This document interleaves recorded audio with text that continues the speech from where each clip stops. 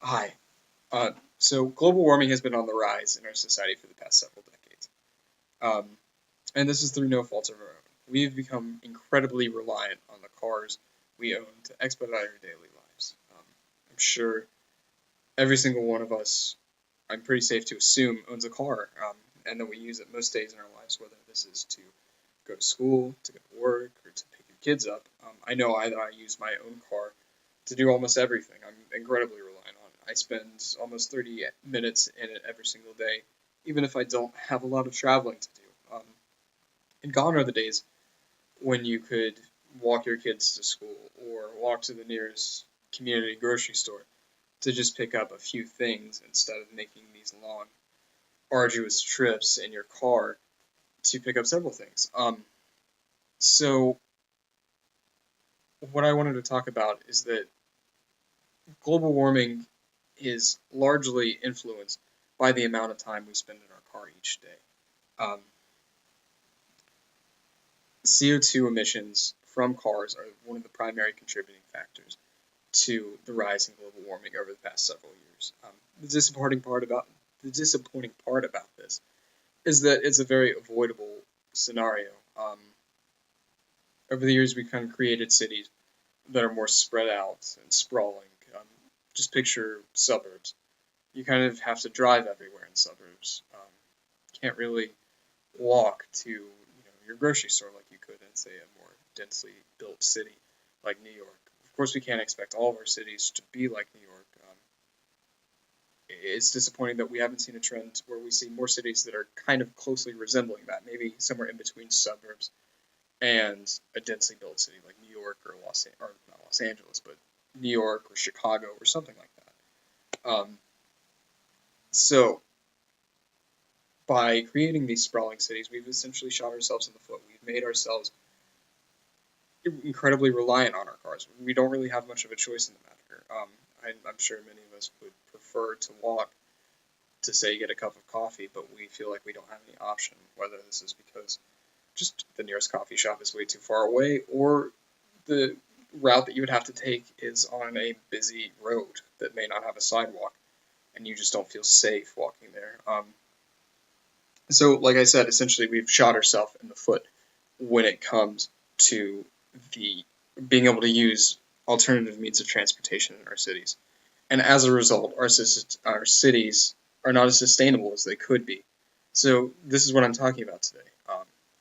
I'm concluding my research into how the layout of our cities is closely related to how environmentally sustainable they are.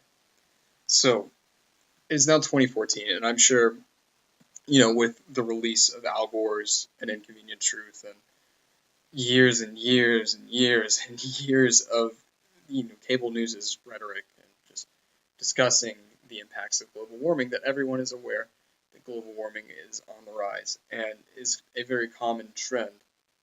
Well, not just a common trend, but just a common part of our lives now. It's almost unavoidable.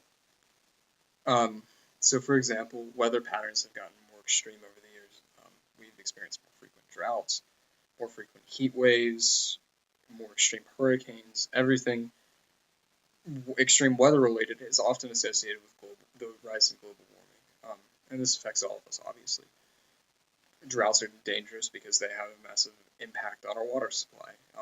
Hurricanes can often leave millions and millions of dollars of impact. And the sad thing is that this is easily avoidable.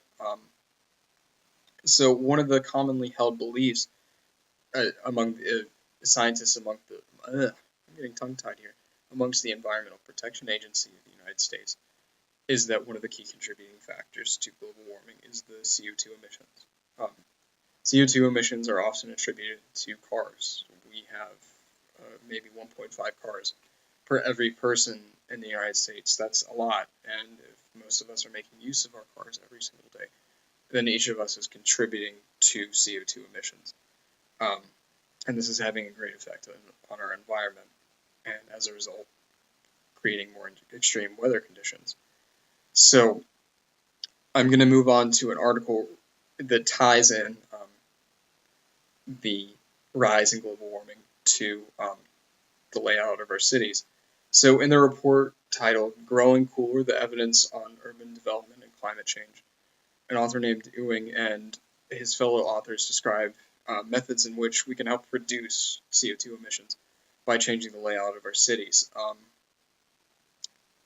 The process that they encourage to help mitigate the CO2 emissions throughout cities in the United States, and this can be extended to other parts of the world because cities are just a common factor of our human lives, is through the implementation of smart growth strategies. Smart growth can kind of simply be defined as development of cities that kind of focuses on compact development and more walkable development. So this just means creating cities where we can focus on alternative means of transportation.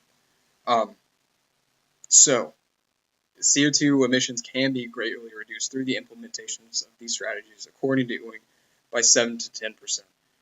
This is very important because it may not seem like a lot, but by making change so minor as 7 to 10% of the United States' overall CO2 emissions, it can greatly affect the global climate over the next few years.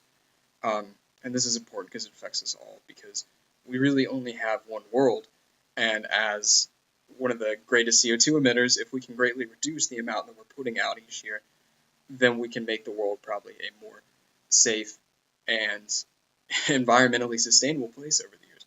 And all of this can be simply achieved by making minor changes to the way we develop cities.